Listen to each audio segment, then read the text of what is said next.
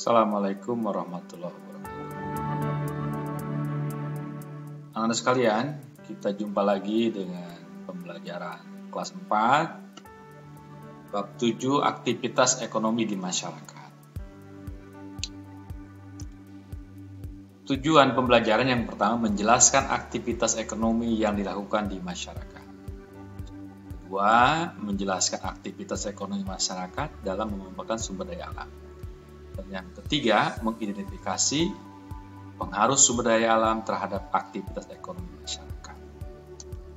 Baik, yang pertama, aktivitas ekonomi di masyarakat itu pengertiannya adalah sebagai berikut.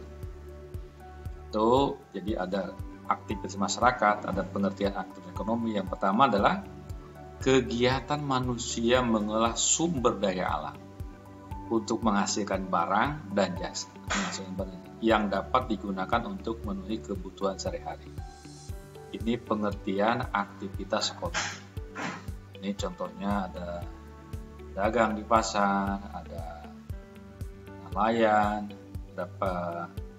ada sopir, ada transportasi dan lain-lain ya. Ini semua adalah kegiatan-kegiatan di masyarakat kegiatan ekonomi. Ada penambak garam ya, tambak garam ini dan lain-lain, banyak lagi. Berikutnya, nah dari pengertian tadi, aktivitas ekonomi itu dibagi menjadi tiga. Satu, kegiatan produksi, kegiatan distribusi, dan kegiatan konsumsi. Jadi ini semua kegiatan ekonomi, tapi bisa dikelompokkan menjadi tiga bagian.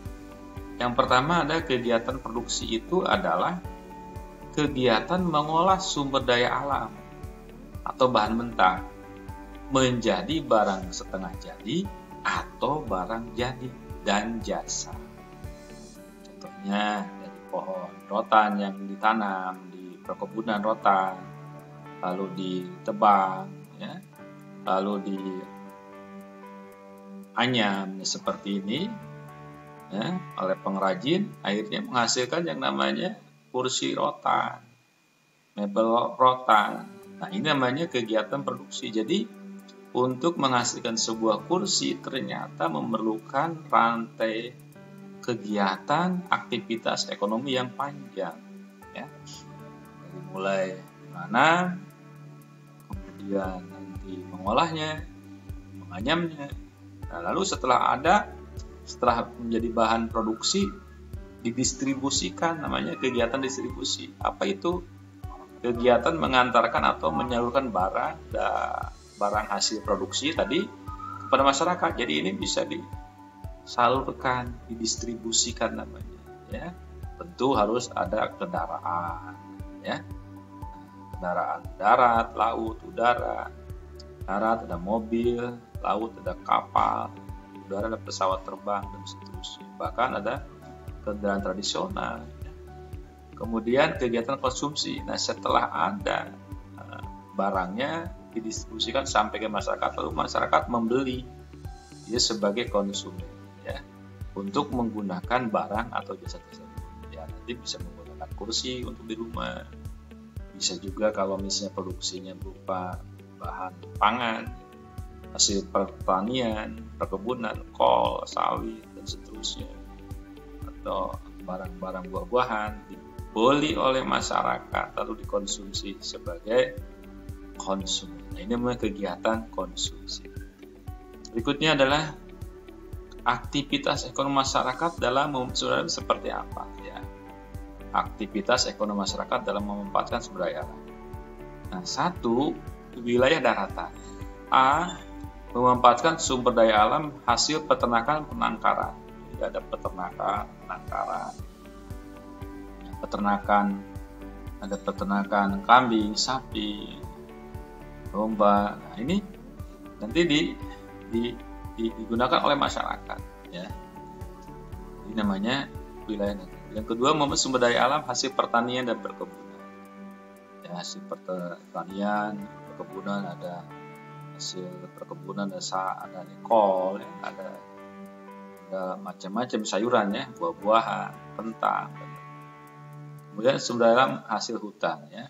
Hasil hutan ada kayu untuk mebel, kursi, bupet, untuk jembatan, rumah, dan lain-lain.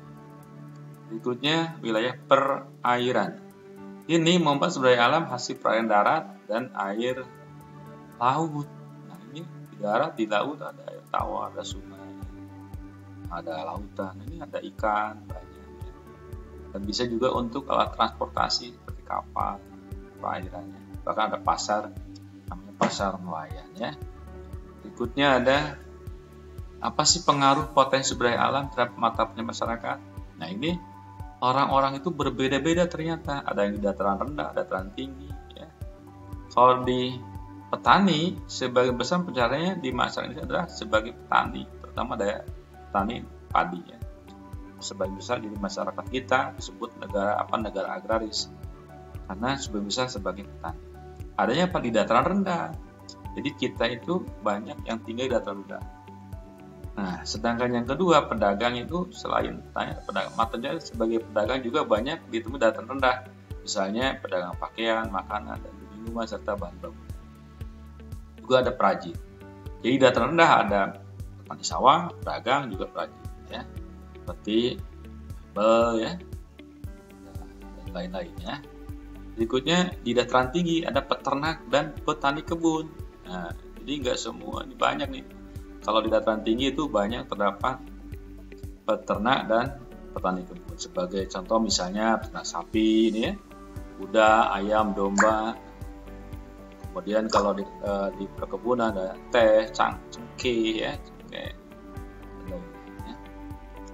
Berikutnya adalah di perkotaan. Nah, di perkotaan ini beragam nih pusat aktivitas ekonomi ya. Ada sebagai pekerja swasta, pegawai pemerintah, ASN, aparat sipil negara atau udah swasta, menghasilkan pekerjaan sendiri. Ini jenis pekerjaan, bahkan ada buruh dan sebagainya. Berikutnya selesai, anak sekalian, semoga berbahagia dan kita bisa bekerja dengan baik. Assalamualaikum warahmatullahi wabarakatuh.